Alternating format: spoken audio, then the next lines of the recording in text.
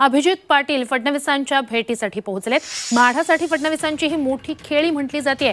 शरद पवारांचे निकटवर्ती असे अभिजित पाटील हे आता रणजित सिंहांना पाठिंबा देणार का याकडे लक्ष असेल। आपल्याला आठवतंय ते म्हणजे त्यांच्या विठ्ठल सहकारी साखर कारखान्यासंदर्भात कारवाई झाली आणि त्यानंतरच्या या सगळ्या घडामोडी आहेत।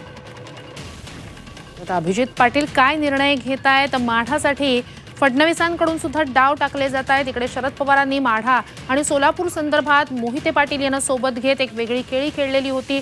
उत्तम जानकर शरद पवारांसोबत आलेले होते। आता फडणवीस सुद्धा अभिजित पाटलांना सोबत घेत आहेत असं दिसतंय। अधिकची माहिती या सगळ्या संदर्भात अधिकची माहिती आपले प्रतिनिधी अभिषेक आदेप्पा यांच्याकडून घेऊया। अभिषेक, काय या भेटी दरम्यान घडलंय?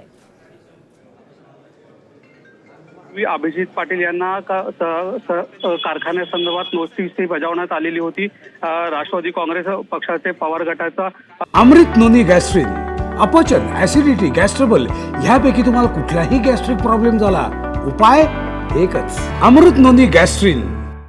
त्यांचा दबदबा हा चांगला माढा तालुक्यात आहे। आता काही वेळापूर्वी त्यांनी सोलापुरातील हॉटेल बालाजी सरोवर या ठिकाणी उपमुख्यमंत्री देवेंद्र फडणवीस यांच्या भेटीसाठी ते आलेले आहेत।